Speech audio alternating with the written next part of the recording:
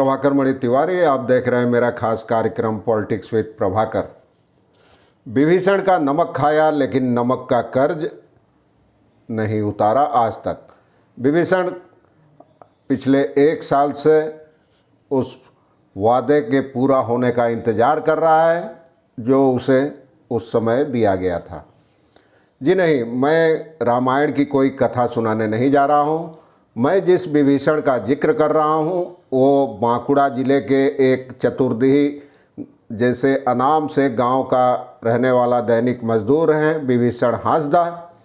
और उनके घर नमक ही नहीं पूरा भोजन किया था बीजेपी के बाकी नेताओं के साथ मिलकर केंद्रीय गृह मंत्री अमित शाह ने। और उन्होंने उस समय जो वादे किए थे वो आज तक पूरे नहीं हुए हैं। यही वजह है कि अब विभीषण और उनका परिवार बेहद नाराज़ है और अपनी नाराज़गी उसने जता दी है।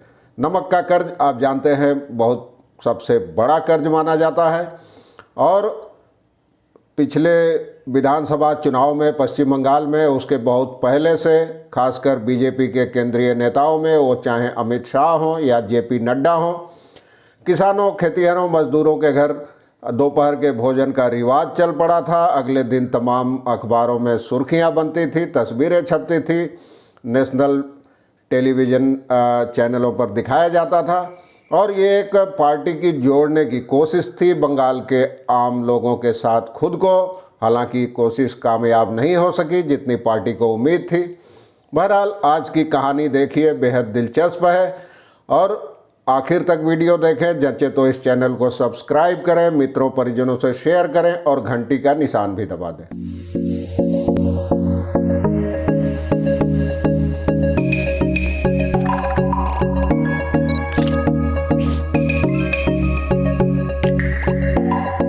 जैसा कि मैंने आपको बताया, बांकुड़ा पश्चिम बंगाल में झारखंड से लगे बांकुड़ा ज़िले, जिसे पहले जंगल महल माओवादी इलाका कहा जाता था, उसका एक अनाम सा गांव चतुर्दिही और वहाँ एक अनाम सा खेत मजदूर, दैनिक मजदूर विभीषण हांसदा बीते साल 5 नवंबर को अचानक सुर्खियों में आ गए थे।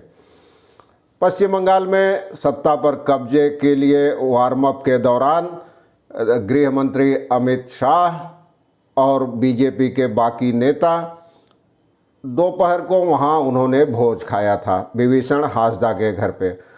और खाने के बाद शाह ने वादा किया था कि वो विभीषण की बेटी जो बेहद जटिल, कई तरह की जटिल बीमारियों से जूझ रही है, उसका इलाज दिल्ली के एम्स में कराएंगे।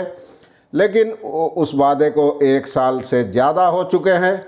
पहले बीजेपी की ओर से शुरुआत में कुछ दिनों तक आर्थिक सहायता दी गई थी विभीषण को और अब तक लेकिन दिल्ली ले जाने की कोई व्यवस्था नहीं हुई है और इससे विभीषण बेहद हताश हैं।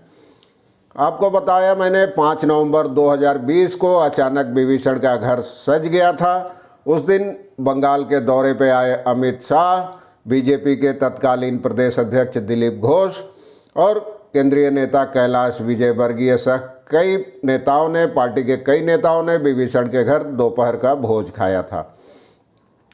विभीषण के घर की दीवार पर, उनके घर की दीवार पर बीजेपी का चुनाव चिन्ह कमल का फूल तो बना ही था, उसके बगल में अमित जी स्वागतम लिखा था और वह लिखावट धुंधली भले हो गई है लेकिन अब तक जस की तस है। और मौका मिला तो विभीषण ने अमित शाह से अपनी बेटी की बीमारी की बात की और अपनी मजबूरी बताई, पैसे की कमी का रोना रोया। तो उन्होंने दरअसल विभीषण की बेटी बचपन से ही मधुमेह यानी डायबिटीज़ की शिकार है। तो इस पर अमित शाह ने भरोसा दिया था कि सरकार उनकी बेटी के इलाज की पूरी व्यवस्था करेगी, दिल्ली के एम्स में उसका इलाज कराएगा। लेकिन अब विभीषण का आरोप है कि 1 साल से ज़्यादा बीत गया, बावजूद इसके अमित शाह ने अपना वादा पूरा नहीं किया।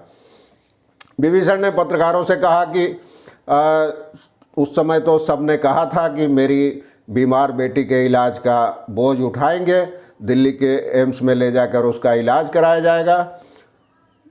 शुरुआत में कुछ दिनों तक इंजेक्शन और दवाएं भी दी थी बीजेपी नेताओं ने, लेकिन अब कोई खोज खबर नहीं लेता, किसी ने अपना वादा पूरा नहीं किया। और विभीषण का कहना था कि हम पति पत्नी खेतों में मजदूरी करते हैं और उससे जो कुछ मिलता है उसी से बेटी का इलाज कराने पर मजबूर हैं। दूसरी ओर बीजेपी सूत्रों का कहना है कि अमित शाह ने बीजेपी के स्थानीय नेताओं को विभीषण की बेटी के इलाज का निर्देश दिया था समुचित व्यवस्था करने का, और अमित शाह के जाने के बाद बांकुड़ा के बीजेपी सांसद और फिलहाल केंद्रीय स्वास्थ्य राज्य मंत्री सुभाष सरकार समेत कई नेता पार्टी के विभीषण हांसदा के घर गए थे उनकी बेटी की खोज खबर लेने के लिए, और इलाज से संबंधित कागजात देखे थे और कई तरह के टेस्ट भी करवाए थे और भरोसा दिया था कि पार्टी उनके साथ है और इलाज की समुचित व्यवस्था होगी।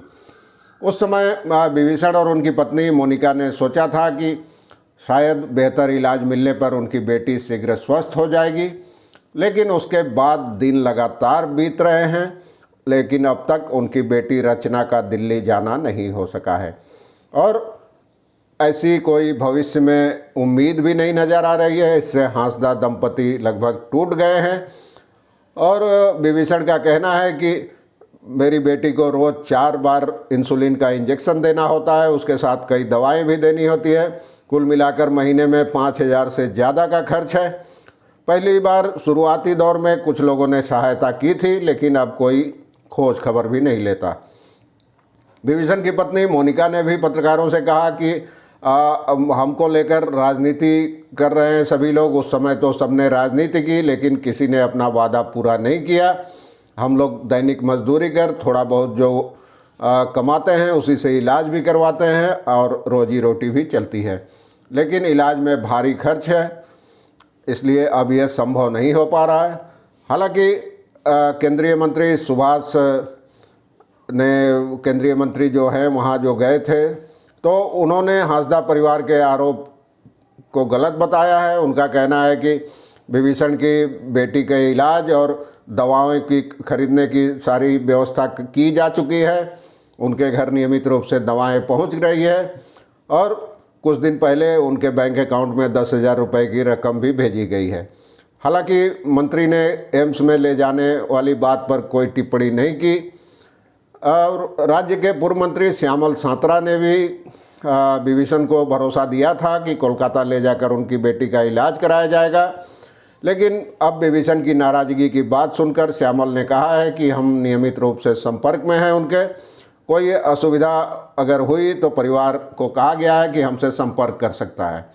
लेकिन ये विभीषण एक नमूना महज है कि कैसे इस्तेमाल के बाद अलग फेंक दिए जाते हैं ऐसे आम लोग। आज के लिए बस इतना ही। धन्यवाद, नमस्कार।